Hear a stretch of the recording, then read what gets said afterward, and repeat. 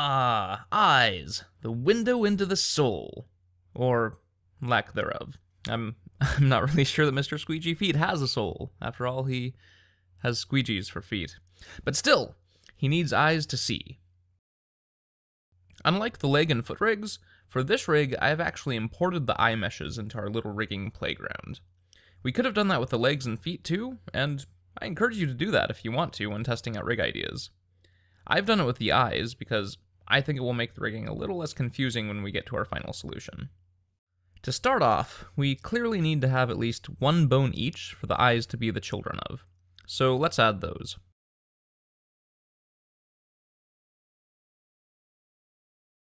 And let's rotate both of the eye bones down so that their y-axes are pointing in the same direction as the eyes. And let's position them at the center of each eyeball. To do this exactly, we can use Blender's cursor snapping tools. Select the eye, go into edit mode, and Alt-right-click on one of the center edges to select an edge loop. Press Shift-S and select Cursor to Selected from the menu. This snaps the 3D cursor to the average position of the selection, which in this case will be the center of the eye. We could also do this in object mode with just the object selected, but that won't work if, for example, the eyes are part of a larger mesh. Now go back into edit mode on the armature. Select the eye bone, hit Shift-S, and select Selection to Cursor. Now the eye bone is positioned exactly at the center of the eye. Now do the same for the other eye.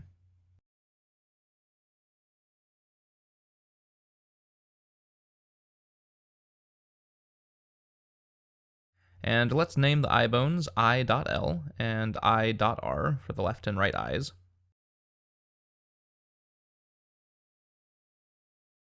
And finally, let's parent the eyes to the bones.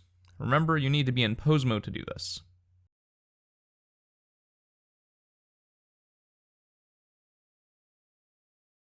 Now, if we wanted to, we could just stop here. These two bones could serve as controls for the animator, but I think we can do better. For one thing, a pair of eyes generally both do the same thing. If one eye looks left, the other usually looks left as well. This is because our eyes are wired to both look at the same point in space.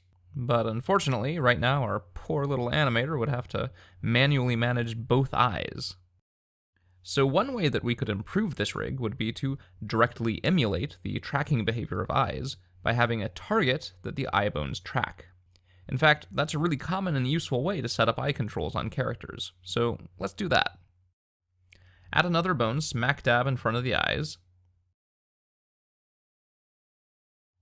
Let's name it Eye Target.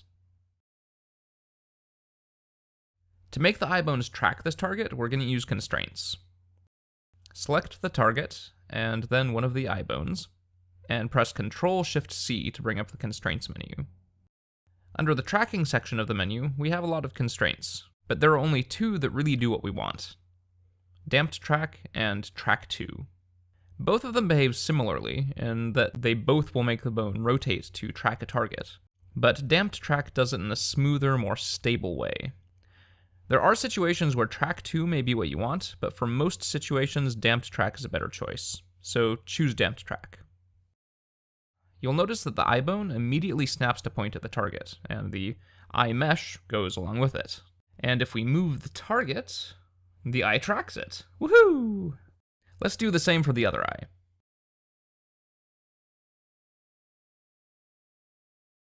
Yay! Now they're both tracking. But this still isn't entirely ideal. For one thing, the eyes have snapped to a slightly cross-eyed position. This is realistic, of course, since they are looking at a point relatively close by, but it may not be how we want our character to look. With this rig setup, we would have to move the target really far away for the eyes to appear like they did before. But that's kind of a nightmare for the animator to manage, since they'll have to zoom way far out every time they want to adjust the eyes. So what if instead, we find a way to keep the eyes uncrossed, no matter how close the eye target is? One obvious way to do this is to create two eye targets that are eye distance apart, and make them children of a master eye target control. Let's give that a try and see what happens. Add two more bones to be the child eye targets, and position them eye distance apart. make them the children of the eye target. Now remove the existing constraints from the eye bones,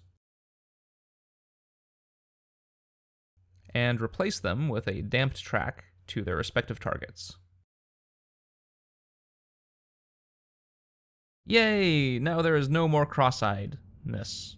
And we can move the target as close as we want, and no cross-eyedness happens. But there is a problem. What if the head were to turn?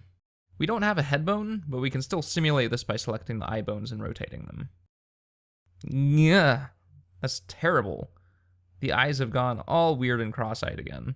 And this is because the positions of the secondary eye targets are no longer aligned with the eyes. The animator would need to rotate the eye target to stay aligned with the eyes at all times. And guess what? That sucks.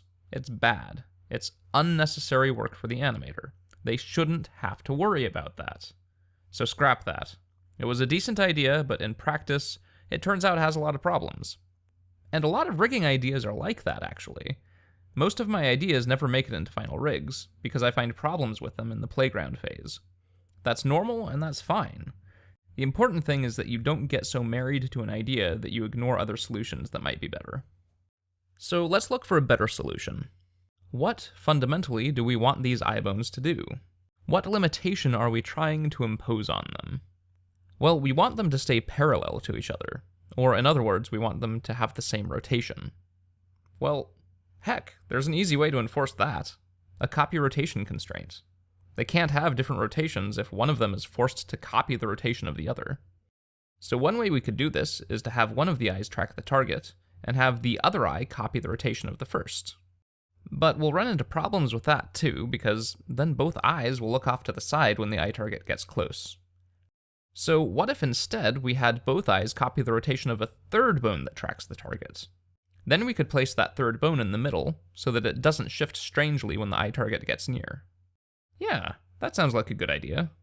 Let's do it.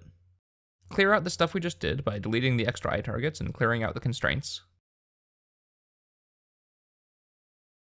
Now duplicate one of the eye bones and move it smack in the middle of the eyes. Name it Mind's Eye. Mind's Eye. Now add the copy rotation constraint to the eye bones, making them copy the rotation of the Mind's Eye bone. Now when we rotate the Mind's Eye bone, the other two rotate with it. Cool. Now we just have to make the Mind's Eye bone track the eye target, and voila! Moving the eye target around now makes the eyes track it. But they stay parallel to each other instead of being cross-eyed. Nifty. There's still one last thing that we could do though, and that is to let the animator also animate the eyes individually on top of all of this. Do you remember how to do that? If something is automated, but we still want the animator to be able to animate on top of that automation, what do? We add parents, and automate the parents instead. So let's duplicate the eye bones to create some parents, and let's scale them down a bit so we can tell the difference between them and the eye bones. Now let's make the eye bones the children of those, and let's remove the eye bones constraints. And thankfully, when you duplicate bones, they take their constraints with them, so the parents already have the copy rotation constraints on them. But if they didn't, then we would add those at this point. So now we can move the eye target around, and we can also rotate the eyes manually if, for example, we wanted to make the character cross-eyed. Lastly, let's lock the translation axes on the eye bones, just so that the animator doesn't accidentally pull the eyes out of their sockets. And let's align the eye target so that Z-axis is up.